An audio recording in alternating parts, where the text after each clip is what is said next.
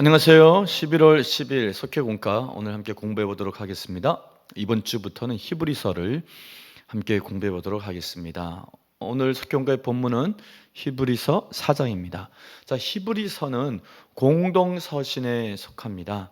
공동서신은 그야말로 수신자들이 초대교회 모든 교회다 이렇게 보면 되겠습니다. 근데 공동서신이 쓰여지는 시기와 배경은 비슷합니다. 그중에서 우리가 꼭 알아야 될 두 가지 사건이 있습니다. 하나는 무엇이냐면 AD 64년에 로마 시내에서 나타난 로마 대화재 사건이죠.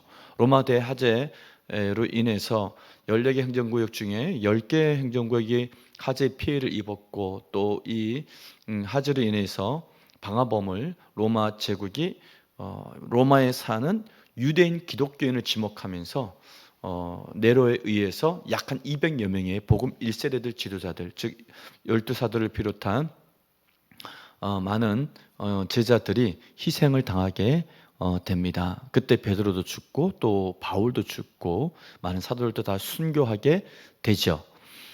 이 사건 이후에 로마 제국은 계속해서 기독교를 박해하게 됩니다. 공식적으로 로마가 기독교를 박해하게 되는 계기가 바로 AD 64년 로마 대화재 사건이었죠. 그리고 AD 70년에 가면 유대 반란이 일어나면서 티투스 장군에 의해서 유대가 함락되고 그리고 성전이 불태워지게 되는 그런 끔찍한 사건이 발생하게 됩니다. 그 이후 도미티아누스 황제 때에도 계속해서 박해가 일어나게 됩니다. 계속되는 박해 속에서 기독교가 흔들리기 시작합니다. 어떤 사람들이 흔들리냐면은 이방인이었다가 기독교를 개종했던 사람들 또는 유대인이었다가 기독교를 개종했던 사람들이 예수의 이름이 생명을 가져오는 것이 아니라 예수의 이름을 말하는 순간 박해를 받고 죽임을 당하니까 그들이 다시 유대교로 돌아가려 한 사람들도 있었고 또 배교하려고 하는 사람들도 있었습니다.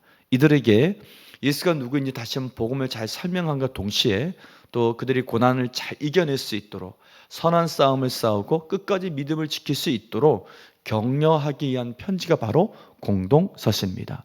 그 중에 한 권이 바로 히브리서인 것이죠. 히브리서의 저자는 사실 누구인지 정확히 알 수 없습니다. 오리겐, 교부 오리겐의 말에 의하면 오직 하나님만이 아시는 일이다. 저자가 누구인지는 중요하지 않지만 저자가 갖고 있는 신앙관이나 생각은 명확히 책에 잘 드러나 있습니다. 히브리서의 수신자, 편지를 읽는 사람은 누구인가? 그리스도교로 개종한 히브리인들에게 이렇게 편지하고 있거든요. 그리스도교로 개종한 유대인들이 1차적인 편지 수신자이다 이렇게 볼 수 있습니다. 언제 기록됐을까? 대략 AD 95년에서 96년경으로 추정을 합니다. 왜냐하면 히브리서 12장에 박해에 대해서 언급되고 있는데 그 박해를 가했던 사람은 로마의 제8대 황제 네로, 베스피아누스, 그 다음에 티투스, 그 다음에 도미티아누스가 황제에 오르거든요. 도미티아누스 황제 때 엄청난 박해가 아주 심각한 박해가 있었습니다. 도미티아누스가 81년에서 90년까지 통치를 했으니까 그 이후에 일어난 일이다. 그렇게 보면 되겠습니다. 그러면 이 서신을 쓰는 목적이 어디 있느냐? 히브리서의 목적은 명확합니다. 다시 모세의 유대교로 돌아가려고 하는 그리스도인들에게 모세 또 유대교를 잘 이렇게 비교를 하면서 예수 그리스도의 탁월한 우월성과 또 그분이 최종적인 계시의 완성자라고 하는 것을 강조하고 있습니다. 그래서 예수 그리스도를 끝까지 붙잡을 수 있도록 그래서 그들이 고난과 박해를 잘 이겨낼 수 있도록 격려하는 목적을 갖고 있습니다. 그래서 히브리서의 주제는 예수 그리스도이자 또 예수 그리스도의 절대적인 우월성을 얘기하고 있습니다. 그래서 이것을 말하기 위해서 비교하는 방법을 사용을 합니다. 선지자와 예수님을 비교하고 모세와 예수님을 비교하고 또 천사와 예수님을 비교하고 여호수아와 예수님을 비교하고 대제사장과 예수님을 비교하고 성전과 예수님을 비교하고 제사와 예수님을 비교합니다. 선지자와 예수님을 비교할 때 선지자는 하나님의 말씀을 전하는 사람이었지만 예수님은 말씀의 주체였다 그렇게 강조하고요. 천사와 예수님을 비교할 때는 천사 또한 하나님의 사역자이지만 예수님은 하나님의 아들이었다. 사랑받는 아들이었음을 강조하고요. 모세와 예수님을 비교할 때에는 모세는 하나님의 종이었지만 예수님은 하나님의 일을 맡은 하나님의 아들이었다. 그렇게 얘기를 합니다. 여호수아와 예수님을 비교할 때는 여호수아는 가나안 땅에 속한 안식을 주었지만 예수님 우리에게 영원하고 완전한 안식을 주시는 분이시다 강조하고요. 대제사장과 예수님을 비교할 땐 대제사장은 희생 제물을 바치는 사람이지만 예수님은 자신의 몸을 완전한 제물로 바쳐 단번 제사를 드리신 분이시다. 그렇게 얘기합니다. 또 성전과 예수님을 비교할 때는 성전은 손으로 지은 것이지만 예수님은 손으로 짓지 아니한 하나님의 성전에 들어가셨다 얘기하고 있고, 제사와 예수님을 비교할 때에는 제사는 죄를 없애지 못하지만 예수님은 죄를 근본적으로 사하시는 분이시다 이렇게 비교해서 예수님이 천사보다도 모세보다도 여호수아보다도 그리고 제사장보다도 성전보다도 뛰어나신 분이심을 강조하고 있습니다. 사장의 내용에 들어가 보면 이스라엘 백성들은 광야에서 범죄를 저질렀습니다. 불순종의 죄악 때문에 그들은 가나안 땅에 사실은 못 들어가게 되죠. 그러나 예수님을 믿고 순종함으로써 참되고 영원한 안식에 이 편지를 받는 사람들은 들어갈 것을 고면하고 있습니다. 다시 정리하면 과거 모세 때 이스라엘 백성처럼 불순종의 죄에 빠져서 영원한 안식에 못 들어가는 것이 아니라 예수님께 믿고 순종함을 통해 영원한 안식의 나라로 들어가라고 권면하고 있는 것입니다. 그래서 안식을 강조하고 있는데, 안식은 카타파우시스라고 하는 헬라어 단어인데 세 가지 차원에서 의미를 설명하고 있습니다.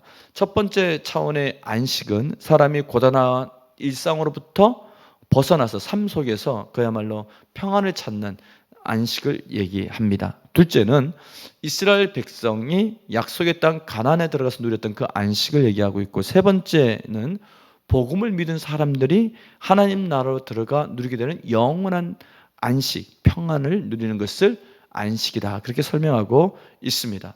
당시 유대인들 가운데는 율법이 주는 구원의 약속만을 굳게 신뢰하며 선민사상을 가지고 구약 세계관을 벗어나지 못한 이들이 많았습니다. 그래서 히브리서 기자는 모세의 영토로 출애굽했던 백성들이 여호수아와 갈렙 두 사람을 제외하고 모두 광야에서 죽은 사건을 다시 한번 상기시켜 주면서 여호수아가 백성을 인도해서 가나안 땅에 들어갔지만 그곳에서 참된 안식을 누리지 못했다. 그렇기 때문에 아직도 우리는 들어가야 될 땅이 있고 진정한 안식이 있다. 그렇게 말씀하고 있습니다. 들어가야 될 땅은 하나님 나라이고 그곳에 누리는 안식은 영원한 안식인 것이죠. 그러므로 유한하고 불완전한 인간이 지도자나 이 땅의 안식에 만족하지 말고 모세보다 월등하고 탁월하신 예수님을 믿고 위에 있는 하늘의 안식을 사모하라고 그렇게 권면하고 있습니다.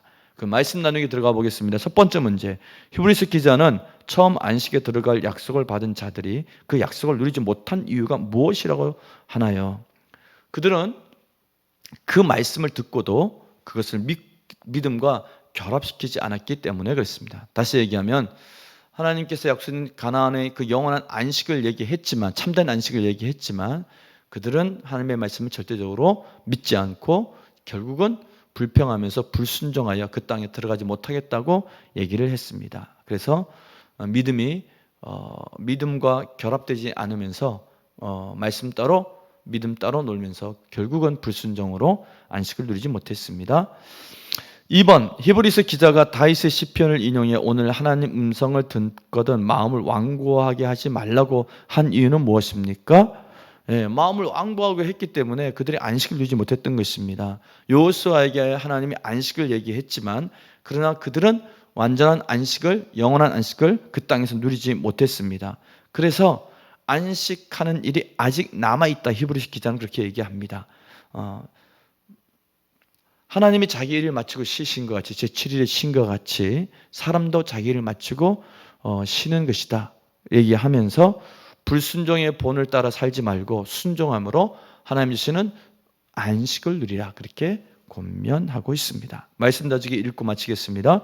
성도는 이 땅에서 잠시 맛보는 평안함에 만족하지 말고 영원하고도 완전한 안식을 소망해야 합니다. 개인의 종말이 언제 찾아올지, 인류 역사의 종말이 언제 찾아올지 모르기에 마음을 완악하게 하지 말고 바로 오늘 믿음으로 구원을 선택해야 합니다. 더 중요한 것은 예수님을 받아들여 영원한 안식을 선택했다고 해서 구원이 완성된 것은 아니라는 사실입니다. 그것은 긴 영적 광야 생활의 시작입니다. 안식에 들어갈 약속을 받았지만 그 약속을 상실했던 이스라엘을 따라가지 말고 주님의 재림을 소망하며 인생 광야길에서 성화되어 갈 때 우리는 비로소 영원한 안식으로 들어갈 것입니다. 아멘.